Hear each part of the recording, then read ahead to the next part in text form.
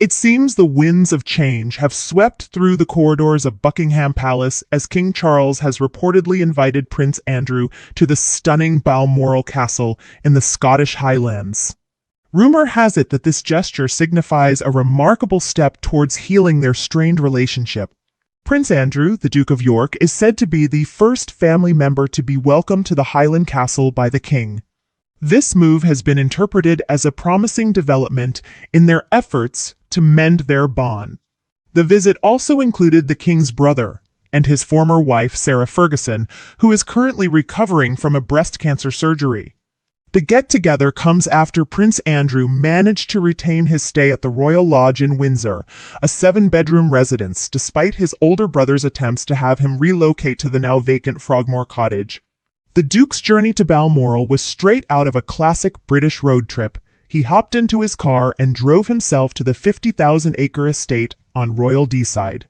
Meanwhile, the Duchess of York jetted off to Aberdeen Airport, embarking on a solo flight to join the festivities. Accommodations have been arranged at the cozy 7-bedroom Craigowin Lodge on the estate. There's speculation that their daughters, Princesses Beatrice and Eugenie, along with their respective families, might join them later. The reunion comes almost a year after the passing of the Queen, who had a close connection to the estate. An insider divulged to the Daily Express, staying at the lodge rather than the main house is not meant as a snub. It is a delightful arrangement, allowing the Duke and Duchess to unwind completely. While it's just a short distance to the main house for family dinners and gatherings, this step signifies the positive rapport between the King and Andrew, with Andrew being the first family member to join him. A gesture akin to extending an olive branch.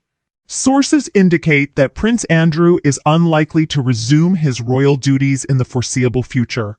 King Charles is scheduled to arrive at Balmoral along with Queen Camilla. The Duke and Duchess of Edinburgh are also expected to be in attendance, taking up residence at the beloved garden cottage, once frequented by Queen Victoria. There are plans for Princess Anne, the Princess Royal, and her husband Sir Tim Lawrence to join the gathering, while the Prince and Princess of Wales are anticipated to arrive later with their children. Insiders emphasize that this gathering is primarily intended as a relaxing holiday. A source shared with the paper, the focus is on enjoying a relaxing vacation, not a business conference.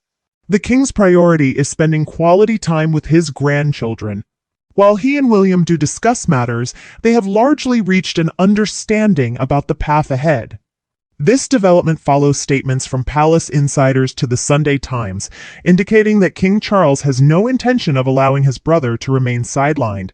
This stance comes after the late Queen Elizabeth II removed Prince Andrew's military titles and royal patronages during a civil lawsuit. In November 2019, Prince Andrew stepped back from his royal duties after a controversial interview with BBC Newsnight, during which he denied regretting his association with billionaire Jeffrey Epstein. Despite facing a reduction in his annual funding, there seems to be no deterrence for the 63-year-old Duke, as he persists in his resolve to maintain Royal Lodge. In March 2022, Prince Andrew reached a multi-million-pound settlement with Virginia Giuffre, who had accused him of misconduct, leading to the dismissal of her lawsuit.